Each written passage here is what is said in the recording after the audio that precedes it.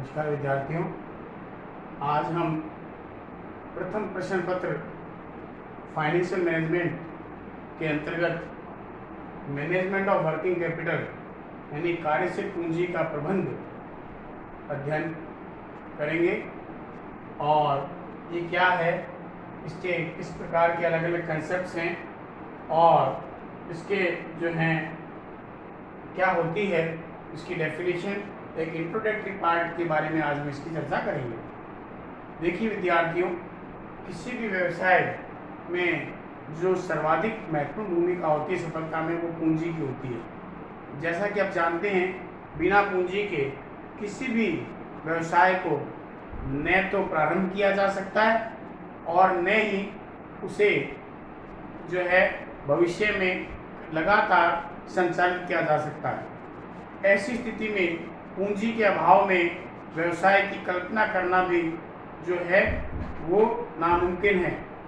इस प्रकार से कोई भी व्यवसाय जब प्रारंभ किया जाता है तो उसमें पूंजी जो है वो दो प्रकार से कार्य करती है। एक पूंजी जो है वो स्थायी पूंजी के रूप में जो है उद्योगपति के द्वारा या व्यवसायी के द्वारा या जो है कोई भी एंटरप्रेन्योर या साहसी के द्वारा लगाई जाती है, जबकि उसका दूसरा जो भाग है वो कार्यशील पूंजी के रूप में होता है।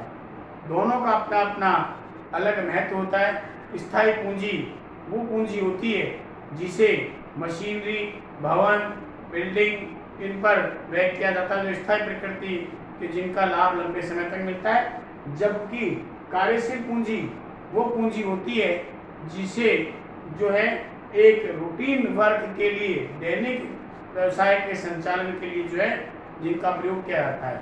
और ये जो पूंजी है कार्यशील पूंजी, इसकी एक विशेषता होती है कि ये हमेशा कांस्टेंट नहीं रहती, स्थिर नहीं रहती, ये नित्य प्रतिदिन लगातार परिवर्तित होती रहती है, बदलती रहती है। तो ऐसी स्थिति में दैनिक व्यवसाय के सफल संचालन के लिए जो है किसी भी व्यावसायिक संस्था को, निर्माणी संस्थाओं को, सेवा देने वाली संस्थाओं को जो है कार्यशील पूंजी की आवश्यकता होती है। अब मुख्य बात ये आती है कि आखिर जिस प्रकार हम बात करते हैं कि कार्यशील पूंजी के अंतर्गत जो है जो फंड, कोष, जो भी व्यवसायी या निर्माण करने वाली संस्थाएं या साहसी अपने पास में रखता है, उन कोषों का वो प्रयोग दो उद्देश्यों की पूर्ति के लिए करता है। पहला अल्पकालीन उद्देश्य हो सकता है उसका, और दूसरा उसका दीर्घकालीन उद्देश्य हो सकता है। अल्पकालीन उद्देश्य उसका ये होता है कि अगर कच्चे माल का क्रय करना हो, मजदूरी का भुगतान करना हो, डेली रूटीन एक्सपेंडिचर जो है उसको मीट करना हो, तो उसलिए उसको इस फंड की आवश्यकता होगी, जिसको आप कार्यशील पूंजी का नाम दे सकते हैं। और दूसरा आता है लॉन्ग टर्म, इसका ऑब्जेक्ट होता है। और लॉन्ग टर्म ऑब्जेक्ट फंड का ये होता है कि परचेज ऑफ एसेट यानी संपत्ति का क्रय करना हो सकता है, मॉडर्नाइजेशन यानी आधुनिकीकरण, पुरानी मशीन को हटा करके नई मशीन वगैरह लगाना, एंड R&D का मतलब रिसर्च एंड डेवलपमेंट, अनुसंधान और विकास कार्यों के लिए जो है स्थायी प्रकृति की पूंजी चाहिए। यानी कहने का मेरा तात्पर्य ये है कि जो कोष हैं उन उपलब्ध कोषों को अल्पकालीन उद्देश्यों को और दीर्घकालीन उद्देश्यों को पूरा करने के लिए जो है कोषों की आवश्यकता होती है। अब बात आती है what is the concept of working capital, यानी कार्यशील पूंजी क्या है। अगर हम इसको सामान्य शब्दों में देखें, सामान्य भाषा में अगर हम इसको कहें, तो इसका मतलब है कि capital which are used for the routine working in business called working capital. मतलब एक ऐसी पूंजी जिसका प्रयोग व्यवसाय में सामान्य संचालन के लिए किया जाता है, यानी व्यवसाय के सामान्य संचालन के लिए जिस पूंजी का प्रयोग किया जाए उसे कार्यशील पूंजी का नाम दिया जाता है। इसके अंदर अलग अलग जो विशेषज्ञ हैं, उन्होंने अपने विद्वान हैं, अपने अलग अलग प्रकार से अपने विचार व्यक्त किए हैं। और कुछ जो है विशेषज्ञ ये कहते हैं कि जो है the sum of all current asset are working capital. मतलब जितनी भी अपनी कार्यशील यानी जो चालू संपत्ति है उसका जो योग है वो हमारी क्या कहलाती है, कार्यशील पूंजी कहलाती है। यानी कुछ विशेषज्ञों का ये मानना है कि केवल और केवल चालू संपत्ति का जो योग है वो कार्यशील पूंजी है। और चालू संपत्ति की अगर हम बात करें तो इसके अंदर हमारा स्टॉक आता है, इसके अंदर हमारा डेटर्स आता है, इसके अंदर हमारा कैश आता है। ये हमारी करंट एसेट यानी चालू संपत्ति कहलाती है। और लेकिन कुछ विद्वान जो हैं वो ये कहते हैं कि the difference between the current asset and current liability called working capital, यानी उनका ये मानना है कि केवल और केवल चालू संपत्ति जो है वो कार्यशील पूंजी नहीं होती, बल्कि कार्यशील पूंजी वो होती है कि यदि हम किसी भी संस्था की कुल चालू संपत्ति में से कुल चालू दायित्वों को अगर घटा दें तो उसका जो अंतर आएगा वो हमारी क्या कहलाती है, ये किसी व्यवसाय की क्या कहलाती है, कार्यशील पूंजी कहलाती है। तो उनके अनुसार कार्यशील पूंजी का तात्पर्य हो गया current asset minus current liability. और करंट लायबिलिटीज की अगर हम बात करें तो इसके अंदर क्रेडिटर्स आते हैं, बिल्स पेबल्स वगैरह आते हैं, ओवरड्राफ्ट वगैरह वो आते हैं। तो ये हमारी करंट लायबिलिटी कहलाती है जो कि नित्य प्रतिदिन बदलती रहती है। इसके अब जहाँ तक हम इसकी अवधारणा की अगर हम बात कर रहे हैं तो मोटे मोटे तौर पर जो है कार्यशील पूंजी की अवधारणा को दो भागों में वर्गीकृत करके इसका अध्ययन किया जाता है। पहला है हमारा बैलेंस शीट अप्रोच कह सकते हैं या बैलेंस शीट कंसेप्ट कह सकते हैं, यानी चिट्ठा अवधारणा, अथवा it is also known as the traditional concept, परंपरागत अवधारणा। देखिए बैलेंस शीट अप्रोच क्या होती है, चिट्ठा अवधारणा क्या है, इसके अंतर्गत ये बताया गया है कि इसमें दो पूंजी को दो भागों में बांटा गया है, एक ग्रॉस वर्किंग कैपिटल और दूसरी net working capital. Gross working capital का तात्पर्य है किसी भी संस्था की, किसी भी फर्म की जो है कुल चालू संपत्ति जो है उसका योग वो जो है क्या बन जाती है, सकल जो है कार्यशील पूंजी कहलाती है। यानी इस अवधारणा के अनुसार, चिट्ठा अवधारणा के अनुसार, अगर हम किसी भी संस्था की उसकी जो बैलेंस शीट है उसमें अगर हम कुल चालू संपत्तियों का योग कर लें तो वह हमारी सकल कार्यशील पूंजी कहलाएगी। लेकिन दूसरा जो उन्होंने बताया net working capital, net working capital का तात्पर्य है किसी भी संस्था की उसका जो चिट्ठा है, उसकी जो बैलेंस शीट है उसमें आप टोटल करंट एसेट को ले लें, उसमें से करंट लायबिलिटीज को घटा दें तो हमारी कार्यशील पूंजी जो है वो बन जाती है, यानी वो कार्यशील पूंजी का आंकलन हो जाता है। तो ये तो इसका हो गया कि ट्रेडिशनल कंसेप्ट जो है वो इस प्रकार से जो है लिया जाता है। लेकिन वर्तमान समय में जो है जहाँ आधुनिक वित्तीय विशेषज्ञ हैं या वित्तीय प्रबंधन के विशेषज्ञ हैं वो इस अवधारणा को कम मानते हैं। सबसे महत्वपूर्ण जो अवधारणा जो सेकंड आती है वो हमारी ऑपरेटिंग साइकिल कंसेप्ट है, जिसको आप ऑपरेटिंग साइकिल मेथड भी कह सकते हैं। इसके अंतर्गत जो है परिचालन चक्र अवधारणा बोलते हैं इसको।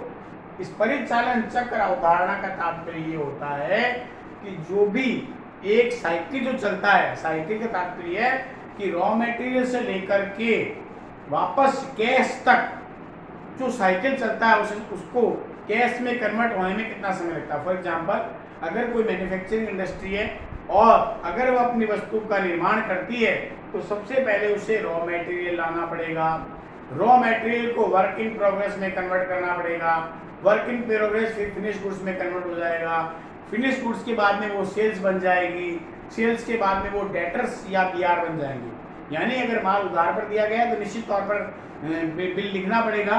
बिल 2 महीने के लिए, 3 महीने के लिए हो सकता है, 30 दिन, 60 दिन का हो सकता है, 90 दिन का हो सकता है, बीआर लिखना पड़ेगा। और on the date of maturity जब वो डेटर पेमेंट कर देगा तो वो बिल्स रिसीवेबल जो है वो कन्वर्टेड इनटू कैश हो जाएगा, और कैश जब होगा तो कैश से वापस रॉ मटेरियल आएगा, और इस प्रकार से साइकिल चलता रहता है।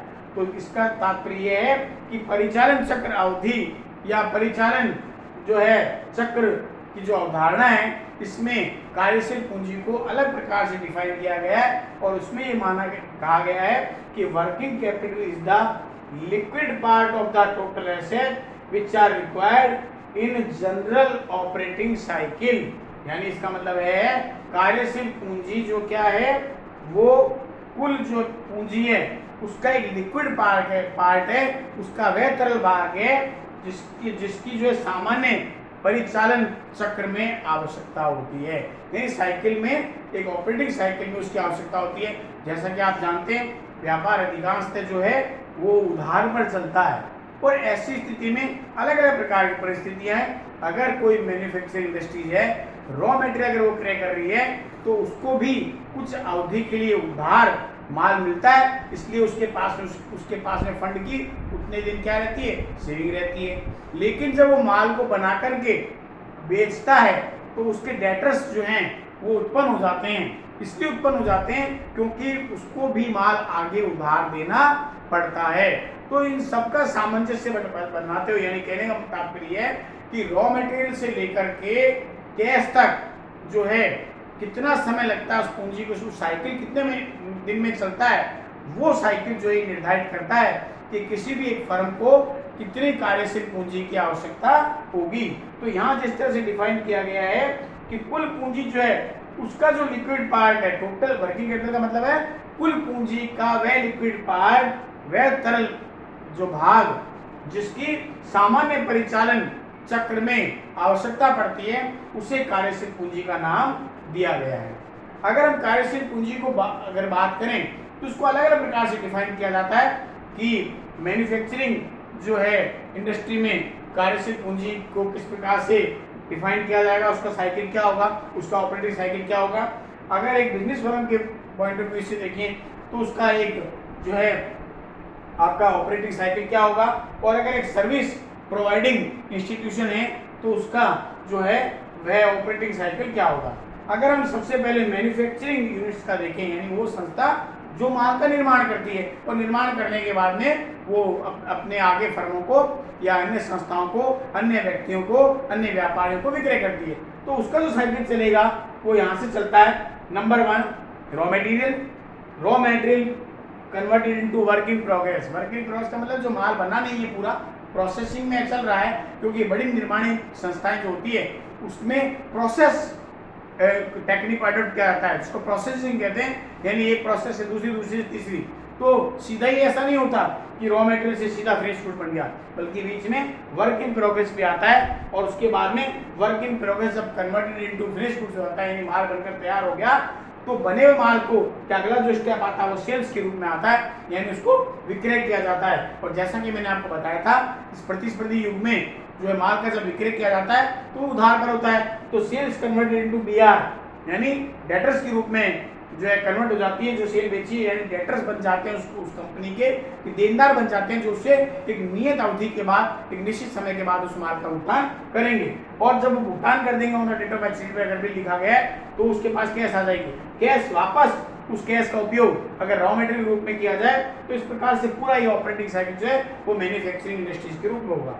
अगर आप बिजनेस फर्म के रूप में देखें, यानी केवल वो बेचने वाली निर्माणी संस्था नहीं है, तो उसका ऑपरेटिंग साइकिल छोटा होता है। किस प्रकार से, उसके पास में स्टॉक पड़ा है, ये उसने माल लिया है कहीं से, स्टॉक जब उसने उधार बेचा, उधार बेचते डेटर्स बन गए, और डेटर्स जब बन गए तो डेटर्स ने 1 माह पश्चात 2 माह पश्चात दिया, तो कैश के रूप में कन्वर्ट हो गया, कैश के रूप में कन्वर्ट हो गया। इस प्रकार से साइकिल जो बन जाता है।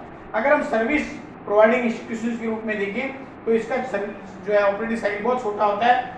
कैश और डेटर्स, यानी उसने माल उसको उधार बेचा, डेटर्स बन गए, डेटर्स ने पेमेंट कर दिया, बात खत्म। क्योंकि यहाँ पर माल निर्माण जैसी जो है कोई भी क्रिया जो है इसके अंदर नहीं होती। इस प्रकार से जो है किसी भी जो है व्यवसाय में जो है कार्यशील पूंजी जो है अपना महत्वपूर्ण स्थान जो रखती है। अगला जो अध्याय होगा इसके अंदर हम कार्यशील पूंजी को प्रभावित करने वाले विभिन्न तत्वों और उसकी ऑपरेटिंग साइकिल के बारे में चर्चा करेंगे।